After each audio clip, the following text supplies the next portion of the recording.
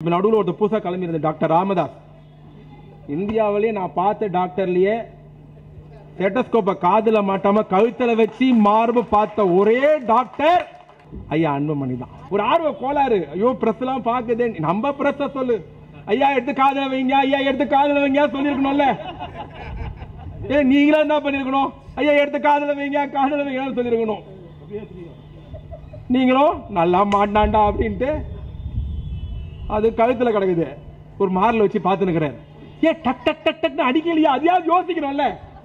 எங்க வச்சு பார்த்தா என்ன கேட்கும், லேப்டாப் லேப்டாப் லேப்டாப்னு கேட்கும்.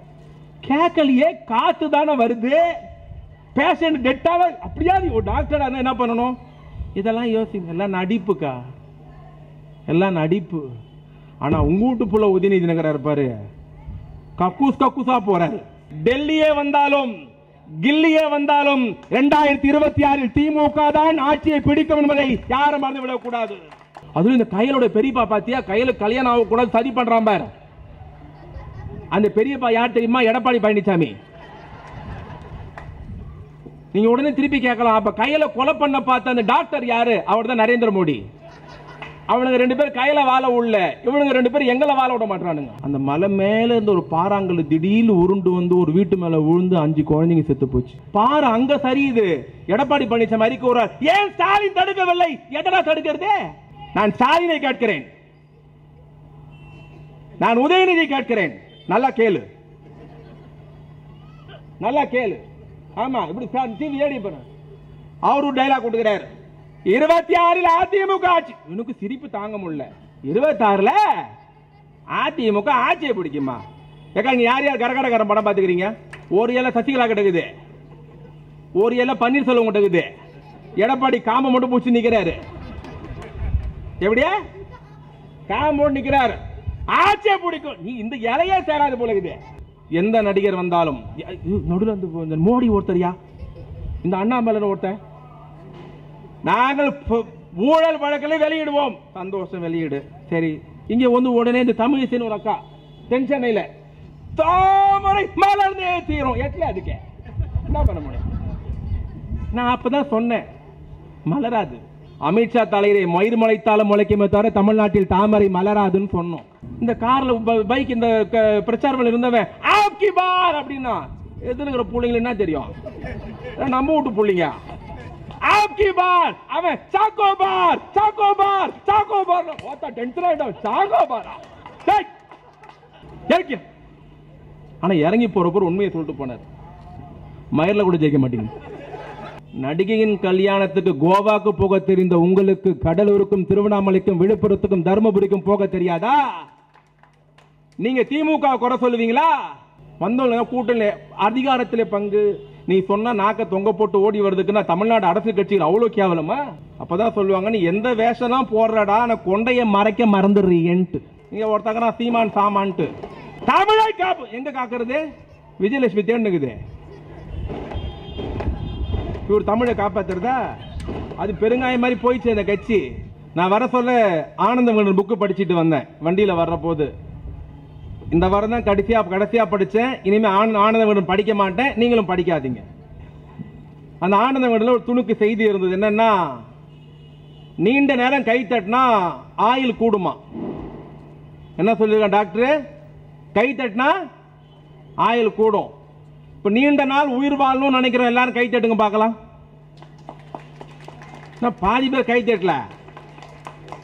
நீண்ட நேரம் கை தட்டினா ஆயில் கூடும் அப்படின்னு புக்கில் எழுதி இருந்தது. அதுக்கு அடுத்து இன்னொன்று எழுதி இருந்தது, வாய் விட்டு சிரித்தால் நோய் விட்டு போகும் அப்படின்னு. எவ்வளவு சிரிக்கிறோமோ நமக்கு வியாதியே வராது அப்படின்ட்டு. நீங்க கேட்கலாம், சரிதான் தம்பி, ஜெகதீசன் கூப்பிட்டு உட்கார்ந்து நீ சொல்ற, என் கஷ்டம் எனக்கு தானே தெரியும். வீட்டுக்கு போனோம், வீட்டுக்காரருக்கு இட்லி சுடுறதா தோசை சுடுறதா குழந்தைய பார்த்துன்னு இவ்வளவு வேலை இருக்குன்ட்டு இங்க இவ்வளவு பேர் கூடி இருக்கிறீங்க. நான் வந்து பேசி அண்ணன் சிற்றரசு பேசி திமுக கூட்டம் போட்டு திமுகவுக்கு சேப்பாக்கத்தில் ஆதரவு தெரிவிக்க வேண்டிய, ஆதரவு கேட்க வேண்டிய அவசியம் இல்லை. காரணம், சேப்பாக்கம் எப்பொழுதும் திமுகவுடைய கோட்டை என்பது தலைவர் முதல் தொண்டன் வரை எல்லோருக்கும் தெரியும். இதான உதயநிதி ஸ்டாலினுடைய பிறந்த நாள் விழா. அவரை பத்தி நாங்க வந்து உங்ககிட்ட சொல்லணுமா?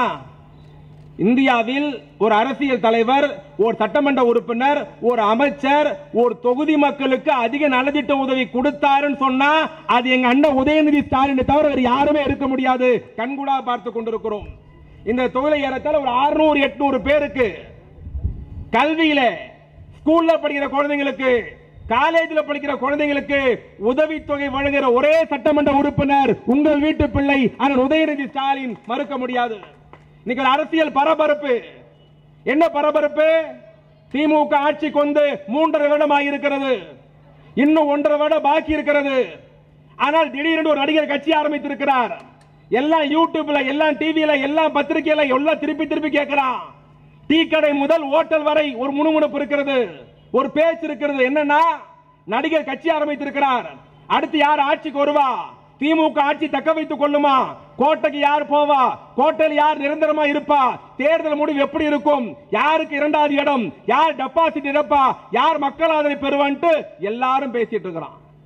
குறிப்பா என் தாலி அறக்கிறதுக்கு 4 யூடியூப் சேனல் வந்திருக்கு.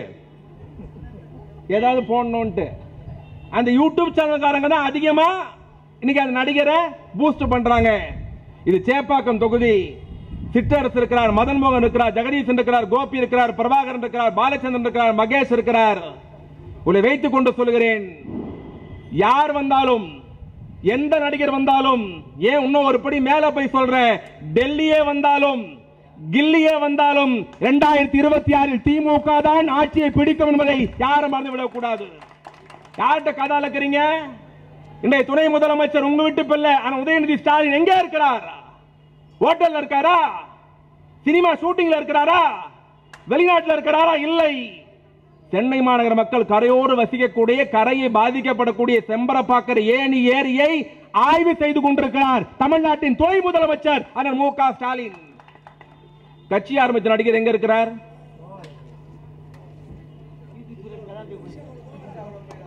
ஏகா நீ தான் சொல்லணும். நீங்க ஓட்டு போட்டவர், உங்க வீட்டு புள்ள எம்எல்ஏ ஆக்குனீங்க, மந்திரி ஆக்குனீங்க, துணை முதலமைச்சர் ஆக்குனீங்க.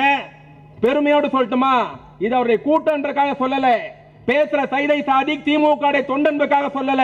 உங்களுக்கு எல்லாம் தெரியும், போன மாசம் 10 நாளைக்கு முன்னாடியே புயல் வந்தது. அந்த புயல் சென்னை வானிலை அறிக்கை, இந்திய வானிலை அறிக்கை, அமெரிக்கா வானிலை அறிக்கை, தனியார் வானிலை அறிக்கை எல்லாம் என்ன தெரியுமா சொல்லிச்சு? சென்னைக்கும் மகாபலிபுரத்தும் கரையை கடக்கும். என்ன சொன்னாங்க? சென்னைக்கும் மகாபலிபுரத்தும் கரையை கடக்கும். முதலமைச்சர், துணை முதலமைச்சர், கலெக்டர், மேயர், மாவட்ட செயலாளர், கவுன்சிலர் எல்லாம் 2 நாள் இரவு பகல் பார்க்காம உழைச்சி எல்லாம் ரெடியா வச்சிருந்தோம். தங்குற முகாம், அரிசி, சாப்பாடு, பிரெட், பால், பிஸ்கெட், தங்கறதுக்கு போலீஸ், ஃபயர் சர்வீஸ் எல்லாரும் காத்து இருந்தோம். அது வரப்போகுதுன்னு அது கடலூர் போயிடுச்சு. என்ன சொன்னோம்? உலகம் ஆண்ட்ராய்டு போன்ல சுருங்கிடுச்சு. எங்களை யார் சொன்னா? அமெரிக்கா வானிலை சொன்னது யார்? இந்திய வானிலை சொன்னது யார்? தமிழ்நாடு வானிலை சொன்னது யார்? தனியார் வானிலை. என்ன சொன்னா? சென்னைக்கும் மகாபலிபுரத்தும் கரை கடக்கும். விஞ்ஞானம் சொல்லிடுச்சு இல்ல, விஞ்ஞானம் கையடக்கமா போயிடுச்சு இல்ல. இப்போ இதே 25 வருஷம் முன்னாடி போகுமே, என் வயசு ஆளுங்க, எங்க அக்கா தங்கச்சி எல்லாம் இருக்கும் 25 வயசு முன்னாடி, 25 வருஷம் முன்னாடி போவோம். அப்ப என்ன இருந்தது? வெறும் ஒரு தூர்தர்ஷன் ஒரே ஒரு சேனல் தான் இருந்தது. வெள்ளிக்கிழமான ஒளி ஒளியம் போடுவான். கரெக்டாக்கா? ஒளி ஒளியம் பார்த்தெல்லாம் கை தூக்கு. வெள்ளிக்கிழமான ஒளி ஒளியம், ஞாயிற்றுக்கிழமான ஒரே ஒரு படம். எங்களை மாதிரி சின்ன பசங்களுக்குலாம் வந்து புதன்கிழமான ஜெயின் ராபர்ட் ஒரு இங்கிலீஷ் படம். கரெக்டா? ஜெயின் ராபர்ட் வெள்ளிக்கிழமை படம், ஒளி ஒளியம் பாட்டு, ஞாயிற்றுக்கிழமை படம், வேலைக்கிழமை ஜெயின் ராபர்ட். இதை தான் பார்த்தோம். இந்த ஒளி ஒளியத்துக்கே ஒரு சில வீட்டில் 4 நாள் வாங்கி தான் உள்ள விட்டாங்க. படமா இருந்தா 50 பைசா. சில வீட்டில் ஜன்னல் எட்டி எட்டி பார்க்கணும், சில வீட்டில் வாசப்பள்ளியில் உட்காந்து இருக்கணும். நாங்கள் சாப்பிட்றோம் அப்புறம் வாங்க அப்பெல்லாம் அனுப்பிடுவோம். உண்மையா இல்லையாக்கா? இப்படி இருந்த இந்த நாட்டில் தான் தமிழ்நாட்டில் எல்லா குடும்பத்துக்கும் டிவி கொடுத்த மகராசன், மறைந்த முதலமைச்சர் கலைஞர், யாரும் மறந்திருக்க முடியாது. அப்போ விஞ்ஞானம் அப்படி இருந்தது. இப்போ விஞ்ஞானம் எப்படி இருக்கு? கயல் நாடகம் இன்னைக்கு பார்க்கலாம், நாளை காலைல போன்ல பார்த்துக்கலாம். அதுவும் இந்த கயலோட பெரியப்பா பாத்தியா, கயலுக்கு கல்யாணம் ஆகக்கூடாது சதி பண்றான் பார். அந்த பெரியப்பா யார் தெரியுமா? எடப்பாடி பழனிசாமி. நீங்க உடனே திருப்பி கேட்கலாம், அப்ப கையில கொலை பண்ண பார்த்த அந்த டாக்டர் யாரு? அவர் தான் நரேந்திர மோடி. அவனுங்க 2 பேர் கையில வாழ உள்ள, இவனுங்க 2 பேர் எங்களை வாழ விட மாட்டானுங்க. பொண்ணா பண்றது எல்லா விஞ்ஞானம் சொல்லிட்டான். கடலூருக்கும் இது மகாபலிபுரத்துக்கும் சென்னை கிடக்கும்னு. திடீர்னு பார்த்தீங்கன்னா விழுப்புரம், கடலூர், தர்மபுரி, கிருஷ்ணகிரி எதிர்பார்க்காத அளவுக்கு ஒரே நாள்ல 50 சென்டிமீட்டர் மழை. புயல் கடையை கடக்கும்னு சொன்னது சென்னையில். எல்லா ஏற்பாடும் சென்னையில் இருக்கு. எல்லா அதிகாரியும் சென்னையில் முகாமிட்டு இருக்காங்க.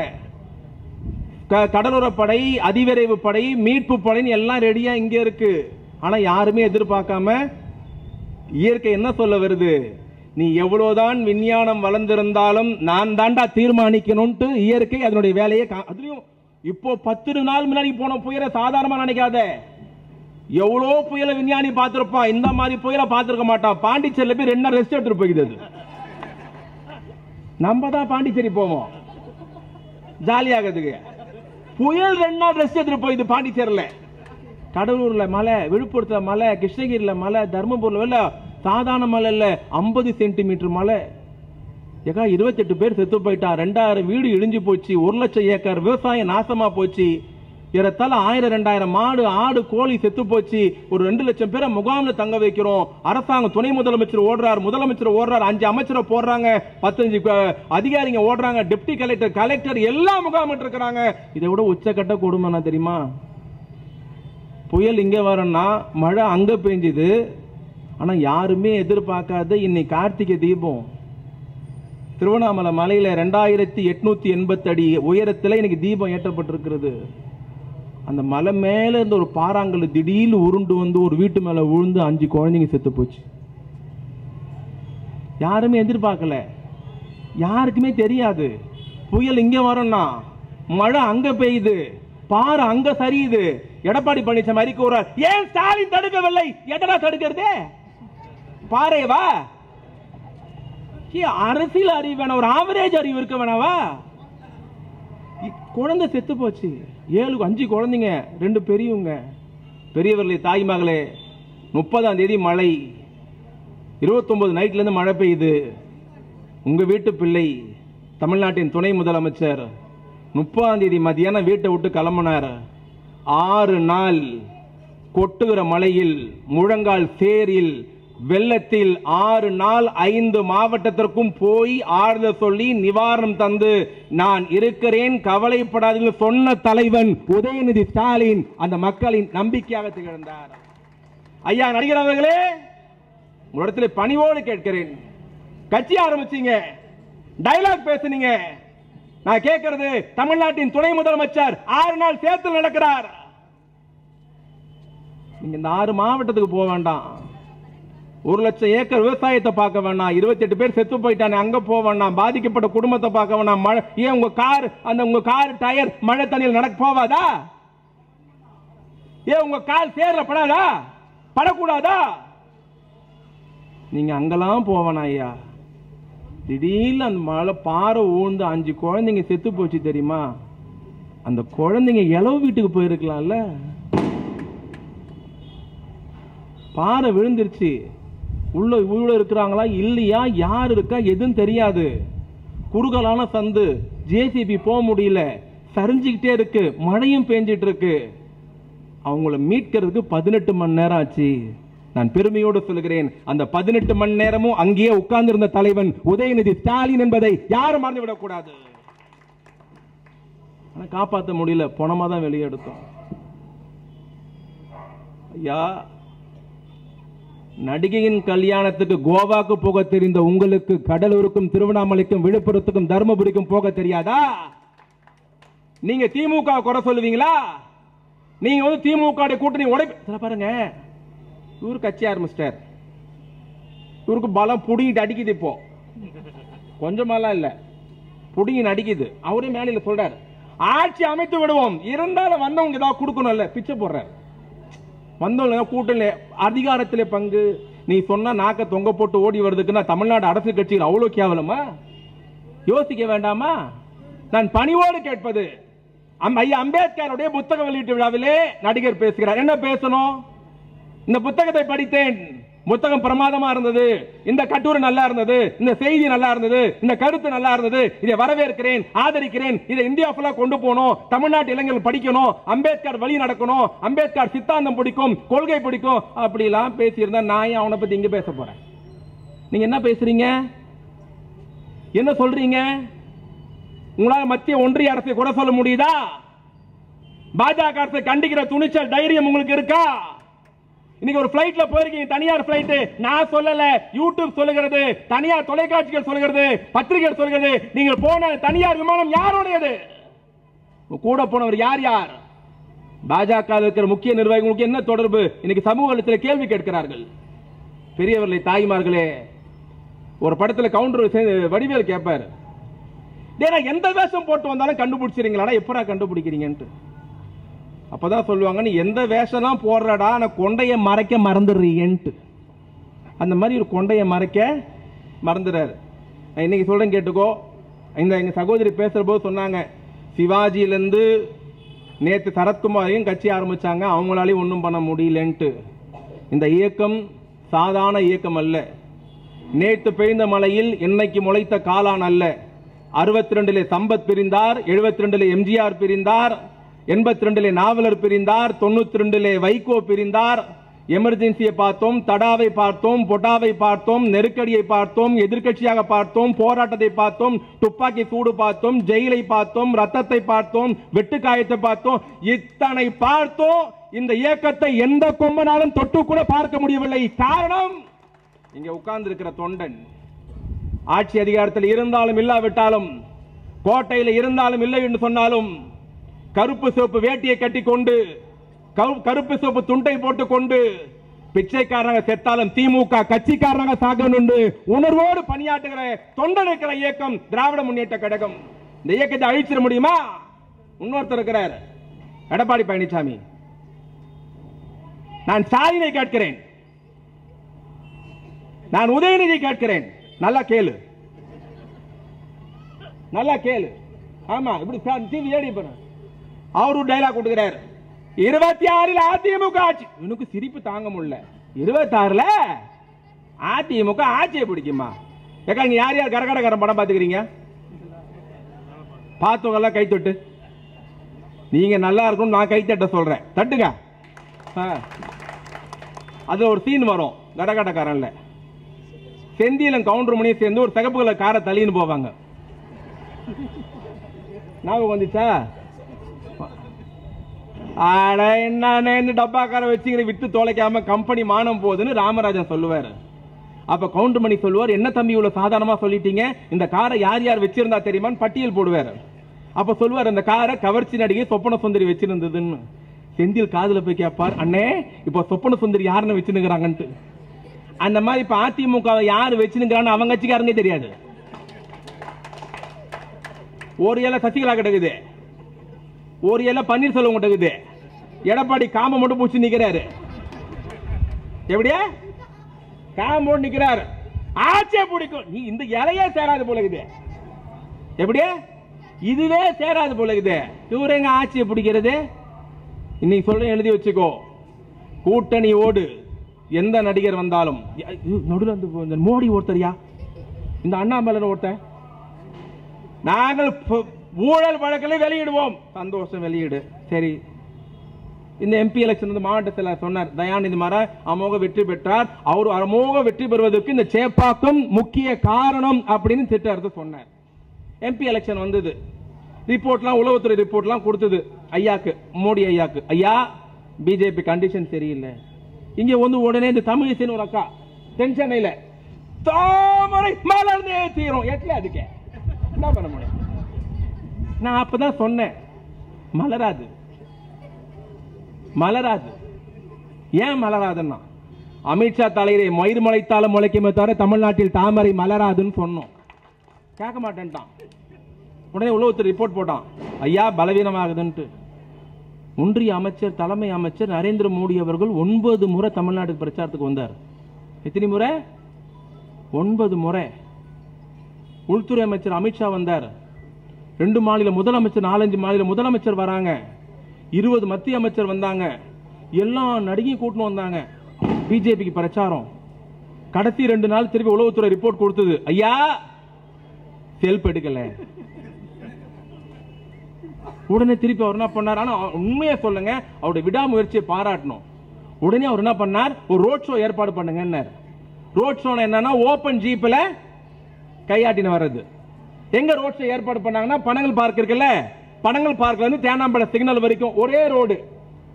அவர் வர மாதிரி ஏற்பாடு ஓபன் ஜீப் பண்ணியாச்சு. மோடி சென்னைக்கு வந்துட்டார், எல்லாம் வந்து பனங்கல் பார்க் வந்து இங்கே ரோட்ல கூட்டம் சேரல.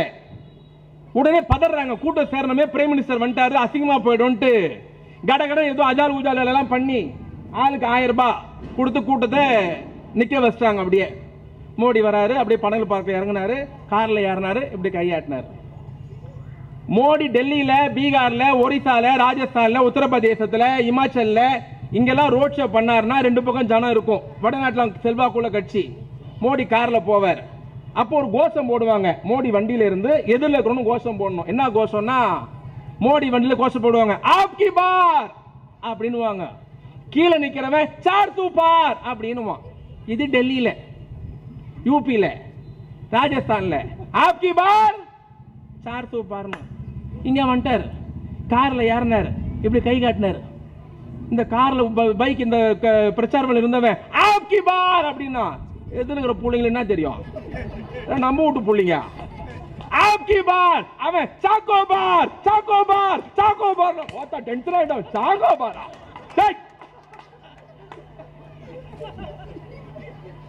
ஆப்கி பார் 400 பார்னு சொல்லணும். ஆப்கி பார் 400 பார்னா மீண்டும் 400 வெல்லுவோம், இந்த தேர்தலில் 400 வெல்லுவோம்.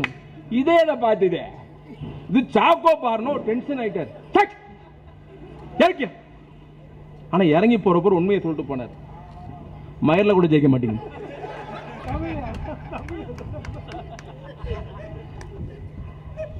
நாங்க சொன்னோம் வேணாம், இதெல்லாம் இங்க நடக்காது. ஏன் ஹிந்தி படிக்க வைக்கவில்லை? நாங்க யாரும் பானிபூரி வைக்க ஆசைப்படல,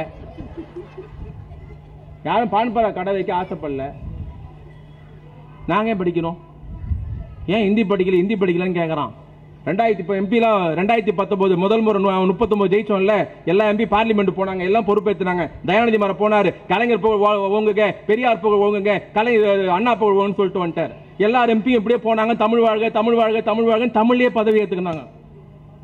பீகார்ல ஒரு எம்பி பார்த்தான், வட கடைசியில இருந்து வரான், இவன் அவன் மொழி தாய்மொழியில தமிழ்ல பொறுப்பேற்றுக்கிறான்.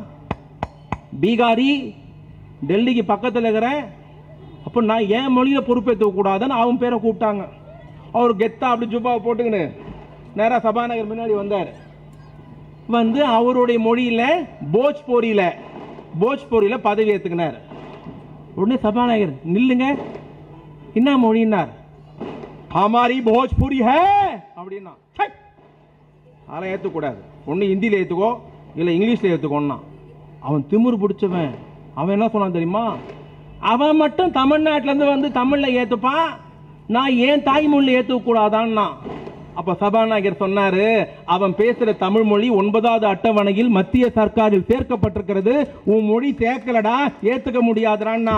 அப்ப அந்த பீகார் எம்பி என்ன தெரியுமா சொல்லிட்டு போனா, சரியா சொன்னீங்க, என்ன பண்றது, என் ஸ்டேட்ல கலைஞர் கருணாநிதினு ஒருத்தன் பிறக்கல, ஆகவே மொழி காணாமல் போய்விட்டதுன்னா. இங்க ஒருத்தங்க சீமான் சாமான்ட்டு தமிழை காப்பு எங்க காக்குறது, விஜயலட்சுமி தேர்ந்துக்குது. இவர் தமிழை காப்பாத்துறதா, அது பெருங்காயம் மாதிரி போயிடுச்சு அந்த கட்சி. இவன் எழுதி வச்சுக்கோ, திமுகவை யார் அழிக்கணும் ஒழிக்கணும் நினைக்கிறதா அழிஞ்சு போனதான் வரலாறு. அதை நான் திருப்பி அந்த வரலாறுலாம் சொல்ல விரும்பல. அந்த பட்டாசுடின்னு அவ்வளவு சந்தோஷம், சீமான திட்டினா வெட்சினியாக்கிறான்.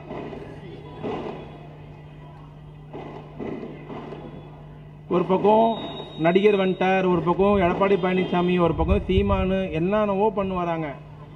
ஆனால் நாங்கள் ஆட்சிக்கு வந்து 3.5 வருஷம் ஆச்சு. இந்த 3 வருடத்தில் நாங்கள் என்னென்னலாம் செய்தோமோ அத்தனையும் நிறைவேற்றிருக்கிறோம். சொன்னதை செய்திருக்கிறோம், கொடுத்த வாக்குறுதி நிறைவேற்றிருக்கிறோம். இன்னும் பெருமையோடு சொல்லுகிறோம், இதே 2021 மார்ச் திங்களில் இதே சேப்பாக்கம் சிந்தாதிரிப்பேட்டையில் கழக தலைவர் பிரச்சாரம் செய்கிற போது சொன்னார், உதயசூரனுக்கு ஓட்டு போடுங்கள், உதயநிதியை கோட்டைக்கு அனுப்புங்கள், நான் 502 வாக்குறுதியை தந்திருக்கிறேன், கோட்டைக்கு போனா நிறைவேற்றுவேன்னார். ஓட்டு போட்டீங்க. நாங்கள் ஆட்சிக்கு வந்து 3.5 வருஷம் ஆச்சு, இன்னும் 1.5 வருஷம் ஆட்சி பாக்கி இருக்கு. கோட்டைக்கு போன 3.5 வருடத்தில் 502 வாக்குறுதியில் 480 வாக்குறுதி நிறைவேற்றிய இந்தியாவின் ஒரே முதலமைச்சர் தமிழ்நாட்டு முதலமைச்சர். என்ன நடக்குதுங்க? இன்னும் ஒரு நயா பைசா மத்திய சர்க்கார் ஒதுக்கல வெள்ளத்திற்கு. இப்போ மீட்டிங் நடந்துட்டு இருக்கு கோட்டையில. மணி என்ன ஆகுது? இப்போ முதலமைச்சர் கோட்டையில் இருக்கிறார், மீட்டிங் நடக்குது. கன்னியாகுமரி, தென்காசி, திருநெல்வேலி, தூத்துக்குடி மாவட்ட ஆட்சி தலைவரோடு போன்ல பேசிட்டு இருக்கிறார் முதலமைச்சர். யோசிக்க வேண்டாமா? நான் பணிவோடு கேட்பது, யாராவது ஒரு உதயசூரனுக்கு ஓட்டு போடாமல் இருந்திருந்தால், மாற்று கட்சிக்கு ஓட்டு போட நினைச்சிருந்தா, பெரியவர்களை தாய்மகளே, 10 ஆண்டு காலம் அதிமுக ஆட்சி. 2011 2021 3 முதலமைச்சர்கள், ஜெயலலிதா 6 ஆண்டு காலம், 3 ஆண்டு காலம் எடப்பாடி, 1 ஆண்டு காலம் இபிஎஸ். 3 முதலமைச்சர்கள், 10 ஆண்டுகள் அதிமுக ஆட்சி. நான் பணிவோடு கேட்பது, நாங்கள் ஆட்சிக்கு வந்தோம், கொரோனாக்கு 4000 தந்தோம், ஆட்சிக்கு வந்தோம், இலவச பேருந்து தந்தோம், ஆட்சிக்கு வந்தோம், பெண்களுக்கு கல்லூரிக்கு போன 1000, ஆட்சிக்கு வந்தோம், மாணவர்கள் கல்லூரிக்கு போன 1000, ஆட்சிக்கு வந்தோம், முதியோர் பென்ஷன் 1200, ஆட்சிக்கு வந்தோம், மகளிர் சுயஉதவி குழு கடன் ரத்து, ஆட்சிக்கு வந்தோம், உயிர் காக்க 48, ஆட்சிக்கு வந்தோம், இல்லம் தேடி கல்வி, ஆட்சிக்கு வந்தோம், சொன்னதையெல்லாம் செய்து கொண்டிருக்கிறோம். வெக்கமான சூடு சுரணை இருந்தால், அதிமுக தெம்பு திராணி இருந்தால், நாளைக்கு இதே பகுதியில் கூட்டம் போட்டு நாங்க 10 வருஷம் கோட்டையில் இதெல்லாம் மயிர போடுங்கன்னு சொல்ற தைரியம் அதிமுக இருக்கா? 10 வருஷம் என்ன பண்ணீங்க? எடப்பாடி கேட்கிறார், ஸ்டாலின் தான் வராரு, விடியல் தான் தராரு பாட்டு போட்டாங்களே, வந்தாரே, விடியல் தந்தாரா? எடப்பாடி கேட்கிறார், வெட்கமா இல்லையா? 10 ஆண்டுகள் அதிமுக ஆட்சி. அதிமுக ஓட்டு போடுங்கள், வேலைக்கு போற பெண்களுக்கு ஸ்கூட்டி தருவோம், சொன்னது யார்? அதிமுக ஓட்டு போடுங்கள், வீட்டில் இருக்கிற தாய்மாருக்கெல்லாம் இலவச செல்போன் தருவோம், சொன்னது யார்? அதிமுக ஓட்டு போடுங்கள், தாலிக்கு தங்கம் தருவோம், சொன்னது யார்? அதிமுக ஓட்டு போடுங்கள், ஒவ்வொரு குடும்பத்துக்கும் தினமும் 25 லிட்டர் தண்ணி கேன தருவோம், சொன்னது யார்? 400 சொன்னார்கள். நான் நாளை தான் சொல்லுகிறேன், 10 ஆண்டுகள் அதிமுக ஆட்சியில் இந்த 4 வாக்குறுதி நிறைவேற்றப்பட்டதா? 10 வருஷம் கோட்டையில் இருந்து எதுவுமே செய்யாத அதிமுக எங்கே? கோட்டைக்கு போன 3 ஆண்டில் சொன்னதை செய்த திராவிட மாடல் அரசின் முதலமைச்சர் அண்ணன் தளபதி எங்கே? யோசிக்க வேண்டாமா? 1000 பேசலாம். ஒரு அக்கா கேட்டது என்ன, எல்லாம் நல்லா தான் பண்றீங்க, அதை கொடுக்குறேன், இதை கொடுக்குறேன், எல்லாம் தான் கொடுக்குறீங்க, கரண்ட் பில் ஏத்திட்டீங்களே. அதுல இந்த பாட்டுக்கு இது பாரு, ஊர்ல 2 பேர் இருக்கும், நாங்க சொன்னோம் இல்லடி, இப்படி வாங்கி இப்படி தரானுங்க, அது எங்களுக்கு தேவையால? நாங்களா கரண்ட் பில்லை ஏற்றணும்? நாங்களா ஏற்ற சொன்னோம்? ஏற்றுவோமா? நாங்கள் ஆட்சிக்கு வருவோமா? எதிர்கட்சியா இருப்போமா? கொரோனாக்கு சப்போர்ட் பண்ணுவோமா? கூடையே இருப்போமா? ஆட்சிக்கு வந்தோமா, கொரோனாக்கு 4000 தந்தோமா, இலவச பஸ் பாஸ் கொடுப்போமா, கல்யாணத்துக்கு போனோம், பெத்தா போனோம், எல்லாத்துக்கும் பொங்கலுக்கு கிஃப்ட், பொங்கலுக்கு பணம், மாசமான 1000 ரூபாய் எல்லாம் கொடுப்போமா? இதெல்லாம் ஏன் கொடுக்குறோம்? நம்ம ஜனங்க நல்லா இருக்கணும், சந்தோஷமா இருக்கணும். நாங்க தரதால மொத்தமா வாழ்க்கையில் நடத்திட முடியாது. ஒரு நம்பிக்கை, ஒரு தெம்பு, ஒரு பாதுகாப்பு. நம்ம ஜனங்க நல்லா இருக்கணும், நல்ல பேர் வாங்கணும், திருப்பி அவங்க நமக்கே ஓட்டு போடணும். உங்களுக்கு இவ்வளவு பண்றோம், இவ்வளவு நல்லதை பண்ணிட்டு நாங்களே கரண்ட் பில் ஏற்றுவோமா? அது ஏட்டா திட்ட மாட்டீங்களா? வருத்தப்பட மாட்டீங்களா? சரியாதாண்டி சொன்னானுங்க அவனுங்க. இங்க 1000 ரூபாய் போடுறேன் கரண்ட் பில், அது இந்த வாடகை வீட்டுல பாவம் என்ன மாதிரி. கவர்மெண்ட் 4 நாள் ஏத்துனா, ஹவுஸ் ஓனர் 3 ரூபாய் ஏத்துறாரு. கரெக்டாக்கா? கவர்மெண்ட் 4 நாள் ஏத்தோம், ஹவுஸ் ஓனர் 3 ரூபாய் ஏற்றிடுவாரு. நாங்க சொல்றதுதான் தரணும், மீறி பேச முடியாது, வீட்டை காலி பண்ண சொல்றாங்க. கரெக்டா? பாதிக்கப்படுறவங்க கைத்தட்டு, எல்லாம் வாடகை கூடு, என்ன மாதிரி கைத்தட்டு வாடகை கூடு. நாங்க ஏத்தலக்கா. இவ்வளவு நல்லதை கொடுத்துட்டு, இவ்வளவு நல்லது பண்ணிட்டு, உங்கள்கிட்ட நல்ல பேர் வாங்கணும், போய் நிக்கணும், போகணும் அப்படின்னு நிக்கிறவங்க நாங்க கரண்ட் பில் ஏத்துவோமா? ஏத்தல. ஏன் நீங்க தானே கவர்மெண்ட்ல இருக்கிறீங்க, கவர்மெண்ட் உங்களுக்கு, ஆட்சி உங்களுக்கு, அதிகாரம் உங்களுக்கு, நீங்க ஏத்தலன்றீங்க அப்படின்னு திருப்பி கேட்கலாம். சத்தியமா சொல்றேன், இப்ப நான் ஏத்தல. நான் கும்புற சாய் மேல சத்தியமா சொல்றேன், நாங்க ஏத்தல. அப்ப யாரா ஏத்தனது? எல்லாம் மேல பார்த்துப்பான். ஒரு டைலாக் வரும், ஜெயலலிதா முதலமைச்சர். ஜெயலலிதா முதலமைச்சர். இப்ப நான் நம்ம அம்மா தானே சொன்னேன், ஒண்ணுமே வரக்கூடாது பேசினுக்கிறேன். இப்ப அந்த அம்மா தான் சொன்னேன், நீங்களே சாட்சி. ஆனா அந்த அம்மா உயிரோடு இருக்க சொன்ன அம்மான்னு சொன்னதில்லை, ஜெயலலிதா தான் பேசியிருக்கேன். இதே சேப்பாக்கத்துல கூட நான் ஜெயலலிதா தான் பேசியிருக்கேன், அம்மான்னு சொன்னதில்லை. அந்த அம்மா எம்எல்ஏ கேஸ் எல்லாம் போட்டிருக்கு. ஆனா நம்ம செத்து போச்சு. ஆனா நம்ம சாகருக்கு முன்னாடி 2015-16 டெல்லியில இருந்து கோப்பு வருது, டெல்லியில இருந்து மோடி கொடுத்து அனுப்புறாரு. அந்த ஃபைலை பார்த்த உடனே நல்லா கவனிக்கணும். கடைசியில உட்கார்ந்து இருக்கிற அந்த 5 கிலோ புடவை வரைக்கும் பார்த்துக்கிறேன். இந்த அம்மா டெல்லியில இருந்து ஒரு ஃபைலு, கோப்புன்னா ஃபைலு, டெல்லியில இருந்து மோடி கொடுத்து அனுப்புறார். இந்த அம்மா கோட்டையில இருக்கு. அந்த ஃபைலை கொண்டு போய் அதிகாரி போய் ஜெயலலிதா கிட்ட கொடுக்குறாங்க. இது கரண்ட் பில் சப்ஜெக்ட், நம்ம சப்ஜெக்ட், கவனமா கேட்கணும். அந்த கோப்பை பார்த்த உடனே இந்த கோப்பை இந்த அம்மா பார்க்குது. பார்த்த உடனே அந்த அம்மா கோவப்படுது, கண்ணெல்லாம் செவுந்து போயிடுது. அந்த கோப்பை எடுத்து மூஞ்சிலே தூக்கி வீசினாங்களாம். எந்த கோப்பை? டெல்லியில இருந்து மோடி கொடுத்து அனுப்புற கோப்பு. அந்த கோப்புக்கு பேர் என்ன தெரியுமா? நல்ல ஞாபகம் வச்சுக்கோ, உதய் மின் திட்டம் பேரு, அந்த ஃபைலோடைய பேரு. ஏன் ஜெயலலிதா கண்ணன் செவந்தது, ஏன் டென்ஷன் ஆனாங்க, ஏன் கோவப்பட்டாங்க, எதுக்கு ஃபைல தூக்கி அடிச்சாங்கன்னா, அந்த கோப்புல அப்படி என்ன எழுதி இருந்ததுன்னா, அந்த கோப்புடைய பெயர் உதய் மின் திட்டம். அதுல என்ன எழுதி இருந்ததுன்னா, இனிமே தமிழ்நாட்டில் கரண்ட் பில்லை ஏத்துறதை நீங்க பண்ணக்கூடாது, நாங்க பண்ணிப்போம். என்ன எழுதி இருந்தது? கரண்ட் பில் ஏத்துற வேலையை, குறைக்கிற வேலையை நீங்க மெயின்டைன் பண்ண வேணாம், அதை நாங்க பார்த்துப்போம் அப்படின்னு மத்திய சர்க்கார், ஒன்றிய சர்க்கார் தமிழ்நாட்டு முதலமைச்சர் ஜெயலலிதாவுக்கு கோப்பு அனுப்புகிறது. அதுக்கு பேர் உதய் மின் திட்டம். ஜெயலலிதா கோப்பம். உண்மையே சொல்றேன், நான் முதல்ல ஜெயலலிதான் பேசிட்டு இருந்தேன், இப்ப அம்மான்னு சொல்றேன். அந்த அம்மா யாருன்னு சொல்றேன். ஏன் திரும்ப இவ்வளவு மரியாதை? ஏன் திரும்ப செத்த பிறகு மரியாதையோட பேசுறேன்? ஏன் நீ ஒண்ணு கேட்கலாம், ஏன் தம்பி உயிரோடு சொல்ல மரியாதை தரல, விமர்சனம் பண்ணிருக்கிறேன். இப்ப ஏன் அம்மையாருன்னு சொல்றேன் தெரியுமா? உள்ளபடியே செத்த பிறகு அந்த அம்மா மேல பெரிய மரியாதை வந்திருக்கு. ஏன்னு கேக்குறீங்களா? இவ்வளவு பைத்தியக்காரன் வச்சு கட்சி நடத்திருக்கு பாரு, சாதாரண விஷயம் கிடையாது. ஜெயலலிதா ஃபைல தூக்கி போடுறாங்க, கையெழுத்து போட மாட்டேன்னு சொல்லிட்டு சொன்னாங்களாம். அந்த அம்மா புடவை தான் கட்டி இருந்தது, ஆனா ஆம்பளை மாதிரி அரசாங்கத்தை நடத்திச்சு, கட்சியை நடத்திச்சு. சொல்லிட்டு அந்த அம்மா சொல்லிச்சான், என் ஸ்டேட்ல எப்ப கரண்ட் பில்லை ஏத்தணும்னு நான் தான் முடிவு பண்ணணும், டெல்லியில் இருக்கிற ஒன்றிய அரசு முடிவு பண்ணக்கூடாது, கையெழுத்து போட மாட்டேன், எடுத்துட்டு போடான்னு சொல்லிடுச்சான்.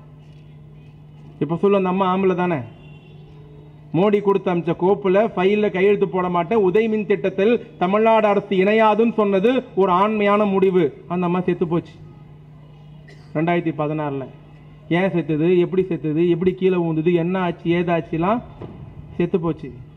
இவனுங்க ஆட்சிக்கு வந்தானுங்க, தன்னுடைய நாற்காலியை பாதுகாத்துக் கொள்வதற்காக இந்த சீட்ல உட்காரணும், ஆட்சியில உட்காரணும், மத்திய சர்க்கார் நம்மள ஒன்னும் கேட்க கூடாதுன்னு எந்த உதய் மின் திட்ட கோப்புல ஜெயலலிதா கையெழுத்து போட மாட்டேன்னு சொன்னாரோ, அந்த உதய் மின் திட்டத்தை கோப்பை சென்னைக்கு வர வைக்கல, அமைச்சர் டெல்லியில போய் மோடி காலில் விழுந்து ஐயா சாமின்னு கையெழுத்து போட்டார்.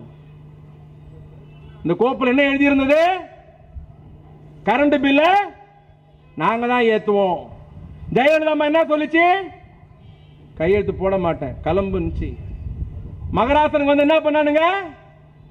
எவன் வீட்டுல இளவு விழுந்தானே, எவன் தாலி அறுத்தானே, எவன் வீட்டுல கரண்ட் பில் ஏறினா என்ன இறங்கினா என்னன்ட்டு தன்னுடைய பதவியை காப்பாற்றி கொள்ள டெல்லிக்கு போய் அன்றைய மின்சாரத்துறை அமைச்சர் தங்கமணி உதய் மின் திட்டத்தில் கையெழுத்து போட்டார். யார் அமைச்சர் கையெழுத்து போட்டாங்க? நம்ம 2021 ஆட்சிக்கு வந்தோம். வந்த 3 மாசத்துல டெல்லியில இருந்து லெட்டர் வருது. என்ன லெட்டர் தெரியுமா? தமிழ்நாட்டில் கரண்ட் பில்லை ஏத்துங்க. லெட்டரை படிச்சு பார்த்த நம்ம தலைவர் அதிர்ச்சி ஆயிட்டாராம். கரண்ட் பில்லை ஏத்தணுமா? இப்பதான் 2 வருஷம் கொரோனால மக்கள் பாதிக்கப்பட்டு லாக்டவுன்ல இருந்து வெளியே வந்து இப்பதான் மூச்சை விட ஆரம்பிச்சிருக்காங்க. இன்னும் யாரும் நிமிர்ந்து கூட உட்காரல, அதுக்குள்ள கரண்ட் பில் ஏத்த சொல்றீங்க. ஆமா, நீங்க யார் ஏத்த சொல்றதுக்கு? நான் தானே முடிவு பண்ணோம். இனிமே அப்பெல்லாம் பண்ண முடியாது. போன எடப்பாடி கவர்மெண்ட் ஒரு திட்டத்தில் கையெழுத்து போட்டிருக்காங்க, இனிமே கரண்ட் பில்ல டெல்லி கவர்மெண்ட் தான் ஏத்தும். ஒண்ணுமே பண்ண முடியல, விழிப்புதுங்கி நின்னோம். லெட்டர் வருது, கரண்ட் பில்லை ஏத்துங்க. முதலமைச்சர் ஏத்தல. திருப்பி 2வது லெட்டர் ஏத்தல, 3வது லெட்டர் ஏத்தல, 4வது லெட்டர் ஏத்தல. ஒரு வருஷத்துக்குள்ள 7 லெட்டரை டெல்லி ஒன்றிய அரசாங்கம் அனுப்புகிறது. 8வது லெட்டர் என்ன பண்ணார் தெரியுமா? டெல்லி ஒன்றிய அரசு என்ன செய்தது தெரியுமா? தமிழ்நாட்டு மக்களுக்கு ஐயா நரேந்திர மோடி ஏதாவது நல்லது பண்ணிருக்காருன்னு யாராவது சொன்னானா அவன் ஆற்காடு செருப்பு வாங்கி 6 வாட்டி அடி. என்ன பண்ணு தெரியுமா ஒன்றிய அரசாங்கம்? அடுத்த லெட்டர் முதலமைச்சருக்கு எழுதல, தலைமைச் செயலாளருக்கு எழுதல, மின்சாரத்துறை செயலாளருக்கு எழுதல, மின்சாரத்துறை அமைச்சருக்கு எழுதல. 8வது கடிதம் யாருக்கு தெரியுமா எழுதுறாங்க? ரிசர்வ் பேங்க் எழுதுறாங்க. என்ன எழுதுறாங்க தெரியுமா? இனிமே தமிழ்நாடு மின்சார வாரியத்துக்கு நீங்கள் கடன் தராதீர்கள், இனிமே ஓடி கொடுக்காத, பணத்தை நிறுத்து, நாங்க சொல்றதை கேட்க மாட்டேங்கிறான், கரண்ட் பில்லை ஏத்த மாட்டேங்கிறான், இனிமே ஓடி கொடுக்காதேன்ட்டு ரிசர்வ் பேங்க் லெட்டர் எழுதுறான். அவன் பணம் கொடுக்கலன்னா இங்க சம்பளம் கொடுக்க முடியாது. சும்மாவே இபி ஆபீஸ் போன் எடுக்க மாட்டான். வேற வழி இல்லாம யூனிட்டுக்கு 4 50 பைசான்னு ஏத்தணும். ஏத்தது கையெழுத்து போட்டது நாசமா போன அவனுங்க, ஏத்த சொன்னது அவன், அழுதுகினே ஏத்தனது நாங்க. ஜனம் திட்டுறது யார? இவனுங்க வந்தாலே இப்படி தாண்டி. சத்தியமா சொல்றேன், நாங்க ஏத்தல. நீ போற வல்ல மாரியத்துக்குள்ள மண்ணவாரிட்டு போட்டு போ, கையெழுத்து போட்டவன் நாசமா போனோன்ட்டு. நாங்க போடல. இது ஒரு பக்கம். இப்ப நடுவில் ஒருத்தர் புதுசா கிளம்பி இருந்த டாக்டர் ராமதாஸ், இந்தியாவிலேயே நான் பார்த்த டாக்டர்லயே ஸ்டெத்தஸ்கோப்பை காதுல மாட்டாம கழுத்துல வச்சு மார்பு பார்த்த ஒரே டாக்டர் ஐயா அன்புமணி தான். இன்னும் சினிமா நடிகரே மிஞ்சிடுவாங்க போது. டேய் மறந்துட்டார் அவருக்கு. வீடியோ அந்த அது வீடியோ எடுக்கிறாங்க, ஒரு ஆர்வ கோளாறு. ஐயோ பிரஸ் எல்லாம் பாக்குதே, நம்ம பிரஸ் சொல்லு ஐயா எடுத்து காதல வைங்க, ஐயா எடுத்து காதல வைங்க சொல்லிருக்கணும்ல. நீங்களா என்ன பண்ணிருக்கணும்? ஐயா எடுத்து காதல வைங்க, காதல வைங்க சொல்லிருக்கணும். நீங்களும் நல்லா மாட்டாண்டா அப்படின்ட்டு அது கழுத்துல கிடக்குது, ஒரு மாரில் வச்சு பார்த்துனுக்கிறார். ஏன் டக் டக் டக் டக் அடிக்கலையா? அதையாவது யோசிக்கணும்ல. எங்க வச்சு பார்த்தா என்ன கேட்கும்? லேப்டாப் லேப்டாப் லேப்டாப்னு கேட்கும். கேட்கலையே, காசு தானே வருது. பேஷண்ட் டெட்டால அப்படியா? ஒரு டாக்டர் என்ன பண்ணணும்? இதெல்லாம் யோசிங்க. எல்லாம் நடிப்புக்கா, எல்லாம் நடிப்பு. ஆனா உங்க வீட்டு புள்ள உதயநிதி நகரா இருப்பாரு, கக்கூஸ் கக்கூஸா போறாரு, பப்ளிக் டாய்லெட்லாம் போறாரு. கார்பரேஷன் ஆபீஸ் இருந்து கார்பரேஷன் மருத்துவமனையிலிருந்து ஸ்கூலுக்கு போனாலும் அவர் முதல்ல போய் பார்க்கறது கழிப்பிடத்தை போய் பார்க்கிறாரு. இதுல இருந்து என்ன தெரியுது? நமக்கான தலைவர், நமக்காக பேசுகிற தலைவர், நமக்காக உழைக்கிற தலைவர், கழக தலைவர் அண்ணன் தளபதியும் இளைய தலைவர் அண்ணன் உதயநிதி ஸ்டாலின் தான். ஒன்னு சொல்லிட்டு போறேன் கேட்டுங்க. நடிகர் வரலாம், நடிகை கூட வரலாம், டிசைனா வரலாம். ஆனா நடிகரோ நடிகையோ ஒரு நாள் தான் வருவாங்க. எப்பொழுதும் உங்களோடு கூட இருப்பது சிற்றரசன் மதன் மோகனும் ஜெகதீசன் தான் என்று சொல்லி நல்ல வாய்ப்புக்கு நன்றி தெரிவித்து விடைபெறுகிறேன். நன்றி, வணக்கம்.